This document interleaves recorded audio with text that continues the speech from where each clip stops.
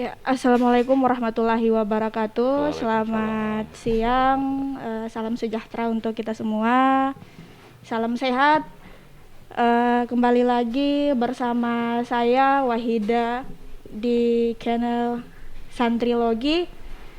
Eh, kita kedatangan tamu hari ini, Pak Kapolres Kota Ternate. Sebelumnya saya sapa dulu. Sehat, Pak? Ya, alhamdulillah sehat Mbak Iya, Waida. alhamdulillah. Ya, Bapak Kapolres ini Bapak Aditya Laksimada, Ya, ya Pak. Beliau sebelum sebelum menjabat sebagai Bapak Kapolres Kota Ternate sempat menjadi Pak Kapolres Halbar, ya Pak. Ya, Iya. betul. Ya. Sebelum itu juga beliau sempat jadi Pak Kapolsek di Ranu Meto, Pak, ya. Ya, pernah di Sulawesi Tenggara itu. Iya, Sulawesi Iya, Tenggara luar biasa. udah keliling-keliling. Udah keliling-keliling ya, Pak. Ya. Ya, sahabat Santrilogi sekalian, hari ini kita bincang-bincang santai bersama Bapak Kapolres kita. Banyak hal yang akan kami bicarakan. Teman-teman sahabat Santrilogi, sebelumnya jangan lupa like, komen, dan subscribe channel Santrilogi, ya. Ya, barangkali langsung saja, Pak. Ya. Mohon izinnya, Pak Komandan. Santai aja, santai Mbak. Ini saya yang grogi malah nih. Saya sebenarnya grogi karena Iya, iya. ini sama Bapak Kapolres Kota Ternate nih. Aduh. Ya, Pak. Ya. Gimana? Ya. Langsung saja, Pak, ya. Ya. Saya mungkin bukan hanya saya, tapi kita semua ya, para sahabat Santrilogi, sangat ingin tahu ya gimana sih cerita perjalanan Bapak, mulai dari Bapak berproses dari awal hingga sampai pada puncaknya hari ini, Pak. Mungkin bisa Oke. Bapak sampaikan perjalanan singkatnya Ya. soal prosesnya. Iya, Pak, terima kasih. Ya, oke, terima kasih. Pertama, Assalamualaikum warahmatullahi wabarakatuh. Waalaikumsalam warahmatullahi wabarakatuh. Mbak Wahida dan para pemirsa channel Santrilogi yang saya hormati. Mungkin saya ingin memperkenalkan diri dulu. Nama saya Aditya Laksimada lengkapnya. Saya berpangkat AKBP. Kebetulan saat ini sedang menjabat menjadi Kapolres Ternate. Jabatan ini sudah saya jabat sekitar 1 tahun 2 bulan. Dan sebelumnya tadi sudah disampaikan, saya pernah menjabat di Kapolres Halmahera Barat selama kurang lebih 8 bulan. Ya, 8 bulan. Ya, saya adalah lulusan Akpol atau Akademi Kepolisian tahun 99. Wah, Ya. luar biasa. Jadi saya lulus SMA, kemudian masuk di tahun 96, pendidikan di Akpol 3 tahun, lulus tahun 99. Jadi kalau Akademi Kepolisian itu angkatan itu lulusnya, Mbak. Ya, di tahun 99 Iya, itu ya. tahun 99. Mbak Waida udah lahir tahun 99? Sudah ya? Udah, saya 97. Oh, 97. Masih imut-imut berarti Masih ya? imut-imut. Saya udah jadi polisi. Ya. Luar biasa. Kemudian pengalaman dinas saya di beberapa wilayah di Indonesia sudah pernah saya kunjungi. Yang pertama pernah saya dinasi yaitu di Sulawesi Tenggara. Tadi salah satunya Kapolsek Ranometo, itu di salah satu polsek kecamatan di Kota Kendari. Ya, itu tahun 2000 sampai tahun 2006 saya di Provinsi Sulawesi Tenggara. Kemudian tahun 2006 saya sekolah S1. 2008 lanjut lagi penempatan di Sumatera Barat. Waduh. Itu 2008 sampai 2018 saya putar-putar di sana beberapa jabatan selama kurang lebih 10 tahun. Kemudian tahun 2018 saya kemarin sekolah.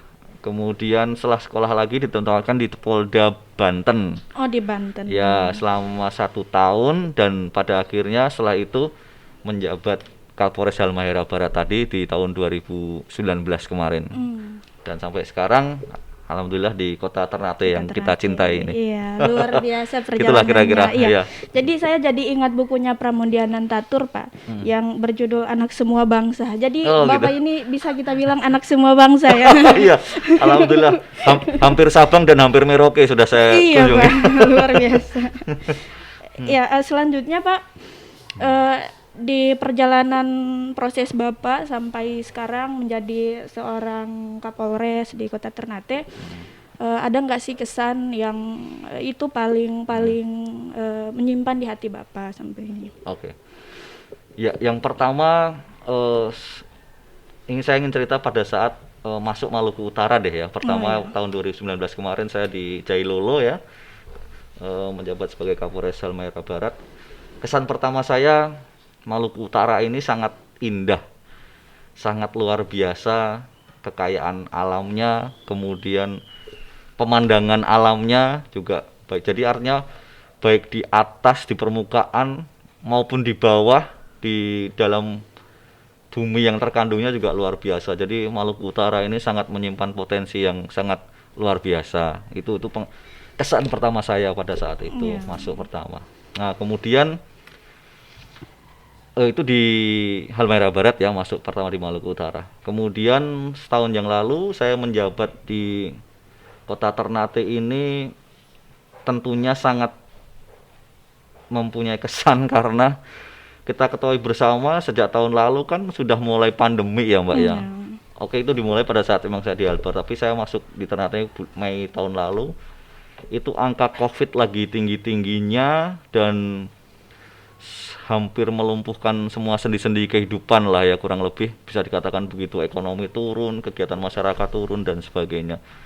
Nah, itu luar biasa tantangannya pada saat itu, sehingga kami Polri ini tidak berpikir tentang strategi Kamtipmas saja, tapi bagaimana ikut mengatasi atau melawan dampak COVID-19 itu sendiri yang sudah saya laksanakan ya kurang lebih 1 tahun 2 bulan ini di Kota Ternate bersama stakeholder terkait tentunya, bersama pemerintah dan TNI. Itu menurut saya pengalaman yang tidak akan saya lupakan sampai seumur hidup nanti, kira-kira begitulah. Iya, terima kasih Pak, luar Iya. biasa. Pak, pernah nggak sih merasa kalau masyarakat Maluku Utara, apalagi sempat ya ada gium kalau orang Timur itu jahat-jahat gitu kan? Oh. Iya, sempat nggak sih saat berbaur dengan masyarakat Maluku Utara itu sikap, karakter maupun pembawaan masyarakat itu gimana sih Pak? Saya tidak merasakan itu, saya kira. Di sini tetap keramah tamahan masyarakat. Iya. Oke, pada saat saya masuk Kota Ternate tidak terlalu banyak event kegiatan masyarakat sehingga bisa berkerumun bersama-sama masyarakat. Tapi pada saat saya waktu di Jailolo di Halbar, pada saat itu banyak sekali event-event masyarakat yang saya hadiri, acara-acara adat, acara-acara keagamaan yang nuansa-nuansa etnis daerah itu dan melibatkan banyak masyarakat, banyak warga. Itu jauh dari sifat-sifat jahat dan sebagainya. Nah, bahkan kalau bicara angka-angka kejahatan kan untuk level nasional, situasi Kamtipmas di Kota Ternate dan atau Maluku Utara ini bisa dikategorikan relatif aman. Relatif aman itu ya. menunjukkan bahwa Maluku Utara Adalah surga ya. Iya, masyarakatnya patuh hukum sekarang. Iya, betul Iya. hukum dan sebagainya. Oke Pak. Ya, saat ini kan memang kita juga masih berada pada situasi COVID-19 yang memang nggak tahu ya kapan akan berakhirnya gitu kan Pak. Untuk Kapolres Kota Ternate sendiri, progresivitasnya terutama untuk di Kamtipmas menangani COVID-19 ini sejauh mana sih Pak? Apalagi kan kita tahu bersama ya tingkat COVID untuk Kota Ternate ini meningkat Pak ya? Iya, betul. Iya, apalagi di kampus saya kemarin, jadi ke kampus itu harus taat protokol dan lain sebagainya. Itu gimana Pak? Ya, baik. Mungkin summary-nya atau ringkasannya untuk mengawali itu saya ingin bacakan deh datanya ya Mbak. Siap, ya. Jadi per tanggal 29 kemarin situasi COVID-nya kurang lebih summary-nya atau ringkasannya bisa saya sampaikan, per tanggal 26 kemarin itu ada tambah kasus 16 kasus, sehingga kondisinya sekarang total yang kasus aktif di Kota Ternate ini ada 144. Dan ini sangat mengkhawatirkan ya Mbak ya, karena di hari Kamis minggu lalu, artinya belum ada seminggu yang lalu, itu kasus aktif terkonfirmasi itu hanya 44 orang. Tidak sampai seminggu sudah naik 100% lebih menjadi 144. Kemudian yang dirawat di rumah sakit ada 17. Sedangkan yang isolasi mandiri, karantina mandiri ada 127. Dan kumulatif meninggal ada 31 orang sampai dengan hari ini sejak terjadinya pandemi. 31 orang sudah meninggal di Kota Ternate. Nah, inilah saya kebetulan selain Kapolres, saya kebetulan di Satgas Covid Kota Ternate juga selaku Wakil Ketua Satgas di bawah Pak Wali Kota dan Dandim, Pak Dandim. Banyak hal Mbak yang sudah kami lakukan bersama-sama dengan TNI, bersama-sama dengan Muspida, dengan unsur-unsur terkait Satgas. Itu sudah kami lakukan kegiatan-kegiatan preemptif sampai dengan represif bahkan Mbak. Jadi kegiatan-kegiatan sosial juga kita lakukan. Kita memberikan bantuan sosial ke warga terdampak. Kemudian kita mengedukasi warga, mengingatkan warga supaya tetap taat protokol kesehatan, pakai masker dan sebagainya. Mungkin para pemirsa sudah tahu, pemerintah menggelorkan 5M. 5M. Ya, dan kegiatan 5M dan 3T, tracing, testing dan treatment, ya. Itu semua kita lakukan bersama. Bahkan tindakan represif pun juga dilaksanakan. Kemarin kita laksanakan penindakan sidang di tempat terhadap pelanggar protokol kesehatan karena sudah ada Perda 20 tahun 2019. Ya, itu jadi kemarin terakhir kita laksanakan di Taman Skateboard itu yang di dekat Landmark ya. Landmark ya. Itu pelanggarnya masih banyak. Jadi ini yang perlu saya mungkin sedikit sentil di sini di forum ini adalah kesadaran masyarakat mulai menurun padahal pandemi belum juga berakhir. Nah, ini melalui forum ini saya mengajak mari kita warga Kota Ternate untuk selalu tetap patuh dan taat terhadap protokol kesehatan. Itu saya wanti-wanti betul benar. Itu terkait dengan penggunaan masker terutama ya, karena kita tahu nih virus-virus yang baru, varian baru juga mulai ada. Iya, banyak variannya kan. Iya, dan sekarang digelorakan lagi penggunaan masker double dan sebagainya. Kemudian di forum-forum pembicaraan berbicara itu disarankan untuk menggunakan masker. Tetap menggunakan masker. Jangan dilepas. Kalau dulu kan kita yang kemarin kan ketika kita mau berbicara boleh maskernya dilepas. Nah, sekarang sudah ada adaptasi lagi berbicara gitu di depan orang gitu tetap harus masker terpakai. Iya, gitu. Jadi hal yang paling memberatkan pihak kepolisian dan lainnya itu soal kesadaran masyarakat itu ya Pak. Iya. Jadi memang perlu sekali masyarakat Kota Ternate khususnya atau masyarakat Maluku Utara umumnya untuk taat pada protokol kesehatan karena memang banyak varian COVID ini ya Pak ya yang memang belum selesai. Kemudian satu lagi, Pak. Sekarang ini kan pemerintah sedang menggalakkan vaksin ya. Oh iya, vaksin ya.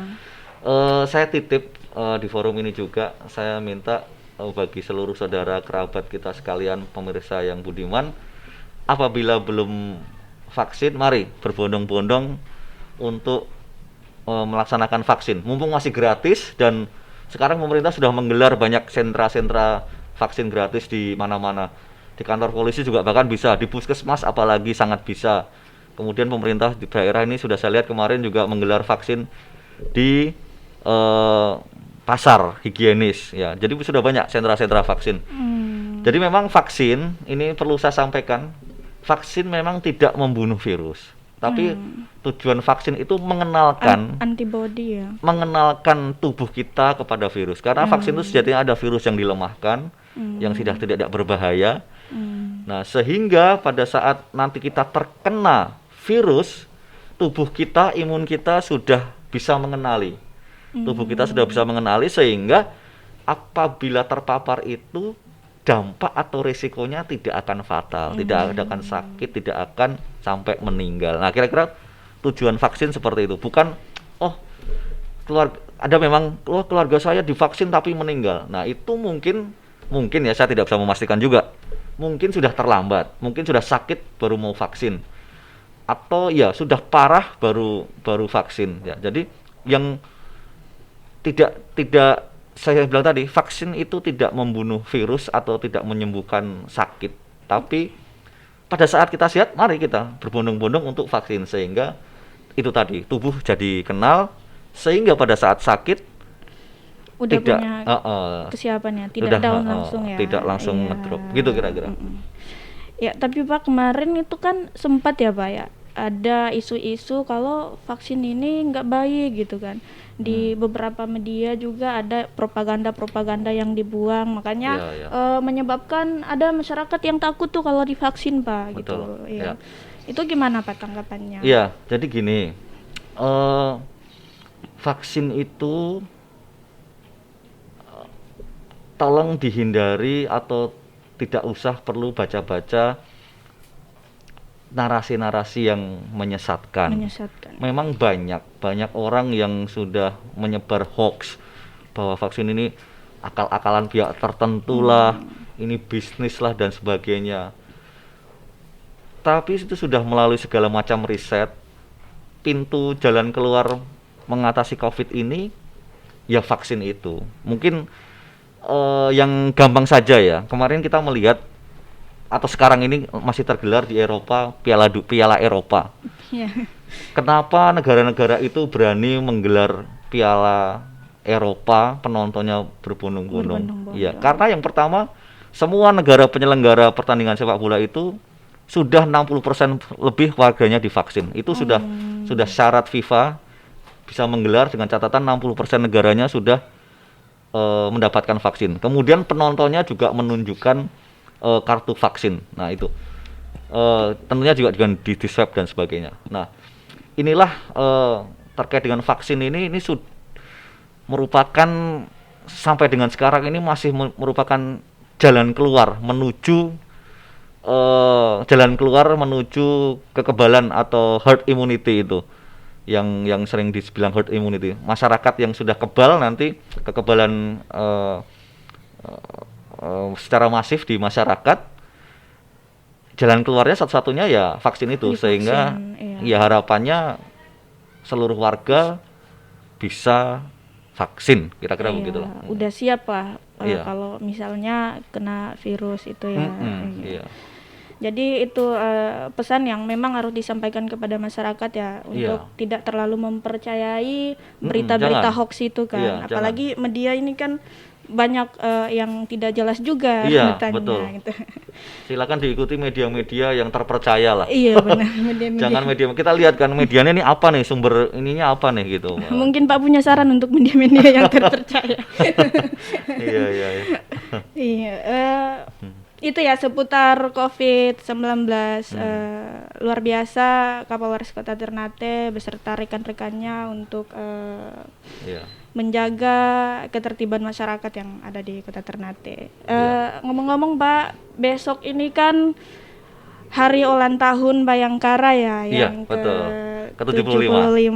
Iya. Wah, luar biasa. Nah, ini gimana Pak persiapannya? Apalagi di tengah COVID, pasti suasananya berbeda dengan tahun-tahun kemarin. Gimana Pak? Ya, memang besok tanggal 1 Juli itu adalah HUT Polri yang ke-75, dan memang kami dari Polri tidak menyelenggarakan kegiatan yang bersifat seremonial berlebihan. Tetap ada upacara tapi itu virtual. Kita mengikuti upacara, hanya beberapa pejabat saja mengikuti upacara yang disiarkan dari istana. Kemudian kita mengikuti secara virtual di Polres. Dalam rangka menyambut HUT Polri itu, kalau kami dari Polri sudah mengadakan kegiatan dua hal. Yang pertama itu bakti sosial. Kemarin kita menyebarkan paket-paket bantuan kepada warga terdampak COVID. Oh ya, diberikan paket bantuan. Ya, dan yang kedua kemarin itu kita melaksanakan aksi serbuan vaksin. Kemarin di tanggal 26 kita sudah mengadakan aksi serbuan vaksin di Duafa Center yang alhamdulillah untuk kota Ternate aja 10.000 lebih orang ikut. Serbuan vaksin itu? Iya, serbuan vaksin. Yang seluruh Maluku Utara 10.000 lebih, dan yang di Duafa Center ada 1.107 orang yang animo masyarakat itu juga kemarin sebenarnya masih banyak yang ingin vaksin di hari itu, cuman karena keterbatasan nakes juga perlu kita jaga daya tubuhnya, kesehatannya, jadi dia tidak boleh kerja terlalu capek sehingga kita batasi sampai jam 3. Sehingga sampai dengan jam 3 itu terdata 1.100 orang lebih ikut serbuan vaksin kemarin. Wah, lumayan banyak juga ya antusias masyarakat. Sebenarnya masih banyak lagi, tapi karena kita menjaga daya tahan para tenaga vaksinator, kita batasin jamnya. Ya. Itulah kira-kira rangkaian kegiatan kita. Itu masuk dalam rangkaian kegiatan perayaan HUT Polri ya? Iya. Iya Pak. Selanjutnya ini ya Pak, soal terlepas dari masalah COVID-19 juga, kita sekarang ini sedang digaungkan juga soal masalah radikalisme nih. Oke. Nah, kira-kira gimana penanganan radikalisme Pak di tubuh Polri itu sendiri, terutama di Polresta Ternate? Ya, yang saya rasakan selama saya 1 tahun 2 bulan menjabat ini, kalau berbicara dengan radikalisme, alhamdulillah untuk Maluku Utara khususnya Kota Ternate tidak signifikan. Ya, potensi ke arah radikalisme, meskipun bisa tidak dibilang 100% clear, tidak juga, tapi situasi yang mengarah ke sana menurut saya tidak signifikan. Alhamdulillah Kota Ternate khususnya masih relatif kondusif, masih terhindar dari bibit-bibit radikalisme. Iya, menurut saya masih relatif kondusif dari bibit radikalisme. Ya, berarti luar biasa ya masyarakat. Bisa dibilang Maluku Utara itu masih aman, sejahtera dari paparan radikalisme. Tinggal bagaimana sama-sama biar bisa menghadapi COVID-19 ini. Karena tadi saya sempat catat juga loh Pak, ternyata meningkat sampai 144 itu ya Pak. Wah, luar biasa. Saya jadi takut untuk keluar. Ya, yang penting prokes, artinya kalau tidak penting-penting amat juga memang disarankan kan tidak keluar ya. Iya memang. Jangan berkumpul-kumpul, belum makan bersama itu juga dihindari kalau bisa. Dihindari ya. Kumpul-kumpul yang tidak penting juga itu. Iya, mungkin itu ya Pak. Ini untuk anak muda nih Pak, karena kebetulan saya juga masih dibilang muda lah. Bapak juga saya bisa bilang muda gitu. Iya. Pesan-pesan untuk anak muda soal menjaga, karena paling banyak ya Pak, karena kalau saya saat jalan-jalan itu paling banyak sekali saya temukan anak-anak muda yang memang jarang menggunakan masker. Terus anak muda yang lebih banyak main game gitu kan. Iya. Nah, untuk COVID dulu lah, pesan-pesan untuk anak muda gimana sih Pak? Ya, jadi perlu saya menitipkan pesan ke mungkin para remaja di Kota Ternate bahwa memang remaja dilihat dari aspek umur, daya tahan tubuhnya lebih kuat tentunya dari bapak-bapak dan ibu-ibu kita yang lebih usia lanjut ya. Dengan daya tahan tubuh yang kuat, mungkin akan tidak mempunyai gejala seandainya kena atau terpapar oleh virus. Tapi nanti ketika Anda pulang, nah ini problemnya, kemudian bergaul dengan atau bertemu kontak dengan bapak kita, ibu kita, kakek, nenek, nah masalah akan timbul di situ ya. Iya. Orang tua apalagi yang usia 50 ke atas sangat rentan. Sangat rentan Iya, ya, Pak. apalagi kalau sudah punya komorbid atau penyakit bawaan, Penyakit bawaan. virus itu akan sangat memperparah kondisi sakit seseorang. Nah, jadi saya minta para kaum remaja tetap sadar dan patuh terhadap prokes. Jangan nongkrong-nongkrong yang tidak penting. Iya. Anda mungkin tidak akan sakit, tapi ketika terpapar dan menularkan kepada yang lain, yang lebih tua misalkan, nah itu potensi bahayanya di situ kalau menurut saya. Iya. Iya. Oh ya, apalagi sekarang ada varian-varian virus baru yang, sorry saya bukan pakar kesehatan, tapi ada yang menyebut virus Delta. Itu bahkan sekarang anak-anak pun kena, Mbak. Oh, anak-anak juga Iya. bisa kena ya? Dan memang saya yang mencermati data-data yang masuk di Satgas, kemarin ada anak usia 9 tahun, 10 tahun, 3 tahun, 4 tahun, ada. Di rentang waktu seminggu yang lalu. Itu ada. Jadi memang terbukti secara klinis anak-anak bisa terpapar. Apalagi remaja. Gitu kira-kira. Iya. Mungkin sampai di situ, Pak ya. Ya. Bincang santai kita pada siang hari ini. Oh, iya, ya. oke. Tapi sebelum kita closing, kita ucapkan selamat HUT untuk Bayangkara yang ke-75, Pak. Terima kasih. Iya. Bapak yang sampaikan ke seluruh netizen yang Oh, gitu. nonton ya, Oke. atau sahabat santrilogi gitu. Oh ya, baik. Ini mungkin closing statement ya. Iya. Baik sahabat santrilogi, pada kesempatan terakhir ini sebelum mengakhiri bincang-bincang kita, yang pertama terkait dengan bahwa Polri pada besok tanggal 1 Juli 2021 itu akan merayakan hari ulang tahunnya yang ke-75. Oleh karena itu, saya selaku pimpinan Polri di level Kota Ternate menghimbau dalam kaitan tugas dan kewenangan saya, dalam rangka HUT 1 Juli ini saya mengucapkan terima kasih atas semua dukungan partisipasi warga masyarakat Kota Ternate atas terciptanya situasi yang kondusif selama ini di Kota Ternate.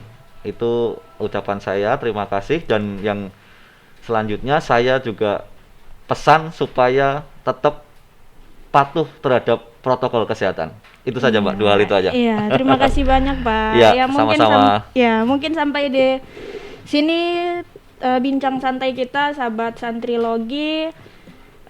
Saya akhiri, jangan lupa tetap menjaga kesehatan, stay home dan tetap patuh pada protokol kesehatan. Terima kasih. Wallahumma fiqil aqwamit thoriq. Wassalamualaikum warahmatullahi wabarakatuh. Waalaikumsalam warahmatullahi wabarakatuh.